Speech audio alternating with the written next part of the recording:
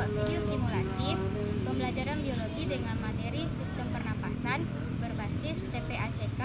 Di sini saya menggunakan kuis dari aplikasi Quizwiser. Saksikan video saya ya.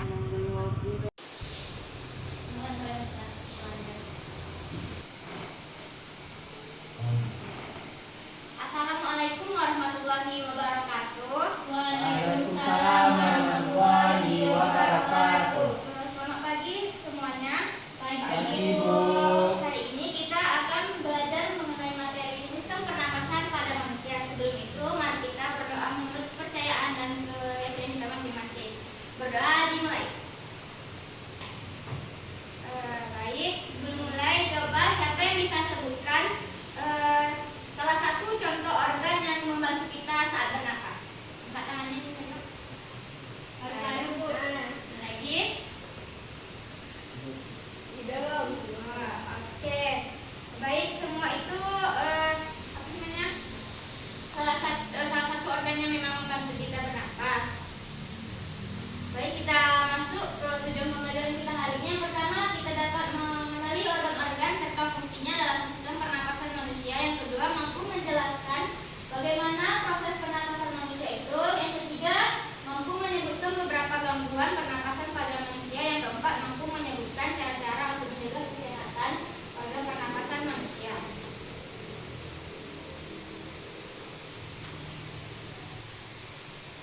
Apa sih sistem pernapasan itu? Sistem pernapasan itu adalah sistem di dalam tubuh yang berfungsi untuk menghirup oksigen dari udara dan mengeluarkan karbon dioksida. Ini dia organ-organ pernapasan pada manusia, yaitu pertama ada hidung, trachea, faring, bronkus, paru-paru kanan, diafragma, paru-paru kiri, alveoli. Kita bahas yang pertama itu ada hidung. Hidung itu berfungsi sebagai pintu masuk dan keluarnya udara yang diperlukan oleh sistem pernapasan kita. Saat kita menarik nafas, udara yang kita hirup itu mengandung banyak partikel kecil seperti debu dan kotoran. Nah, di dalam tubuh kita itu kan ada rambut halus ya kan. Itu tuh fungsinya untuk menyaring kotoran agar tidak masuk di dalam tubuh kita. Selanjutnya itu ada faring. Faring itu bagian dari tenggorokan yang terletak di belakang hidung dan mulut. Faring itu berfungsi sebagai jalur penghubung untuk udara dari hidung menuju paru-paru dan makanan dari mulut menuju ke lambung. Faring itu juga ada amandelnya, berfungsi sebagai sistem kekebalan tubuh untuk melawan semut yang masuk bersama udara dan makanan.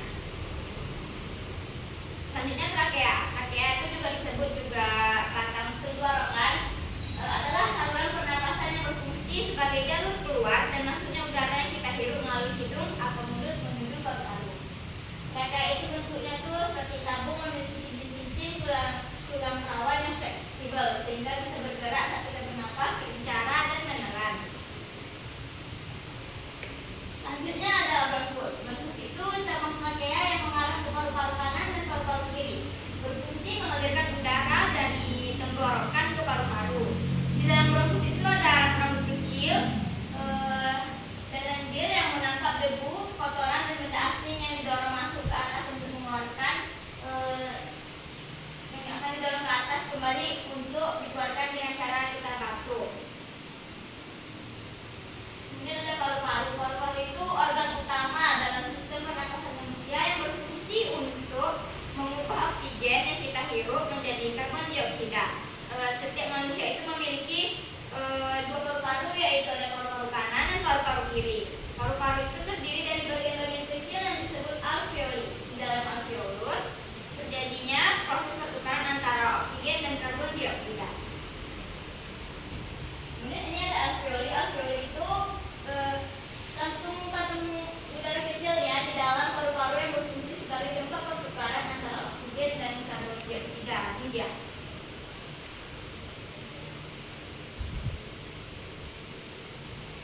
Kemudian ada diafragma. Diafragma itu otot yang terletak di bawah paru-paru. Diafragma itu berfungsi untuk membantu kita dalam menghirup dan menghembuskan nafas. Ini dia. Saat menghirup nafas, diafragma itu akan bergerak di bagian bawah ini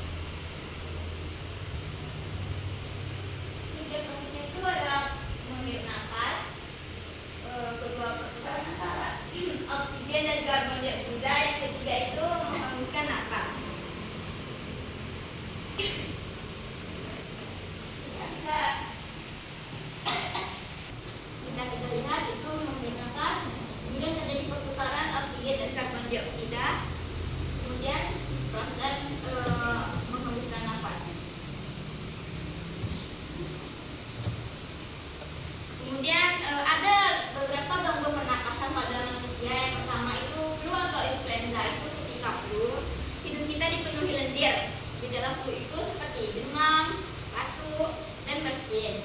Flu disebabkan oleh virus dan mudah menular melalui kontak langsung atau percikan cairan yang keluar saat kita batuk atau bersin. Kemudian ada tuberkulosis atau TBC. Tuberkulosis itu penyakit paru-paru yang disebabkan oleh bakteri Mycobacterium tuberculosis. Tuberkulosis juga bisa menyerang bagian tubuh lain seperti tulang, pundak getah bening, dan otak. Kemudian ada penyakit asma. Asma itu penyakit yang terjadi dari penyempitan saluran pernapasan sehingga membuat penderitanya mengalami sesak napas. Bagaimana sih cara kita menjaga kesehatan organ pernapasan kita itu?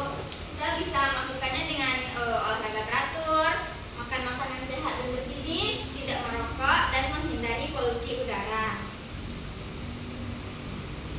Ya, simulasi saat kita bernapas ya, saat udara keluar dan udara masuk, diafragmanya menembus ke atas.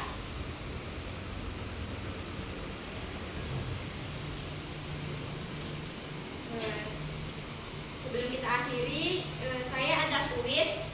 Anak-anak mungkin bisa mengerjakannya. Ada semua mungkin bisa mengakses, bisa di barcode atau buka di web kuis Wiza. Masukkan kodenya.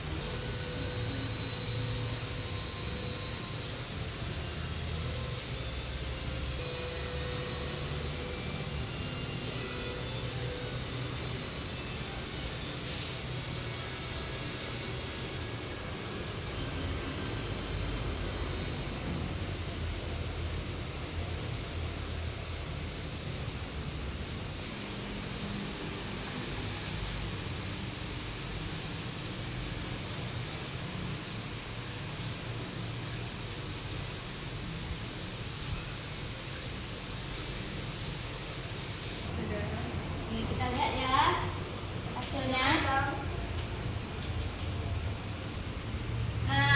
Yang pertama saja itu yang tingkat pertama ada Ririn tepuk tangan. Yang kedua ada Amanda. Yang ketiga ada Dewi. Sekian materi kita hari ini kita sudahi. Apabila ada yang ditanyakan tanya aja nanti kepada saya ya. Saya ucapkan terima kasih atas partisipasi Ananda semua. Apabila saya ada kesalahan mohon dimaafkan. Saya akhiri. Wassalamualaikum warahmatullahi wabarakatuh. Waalaikumsalam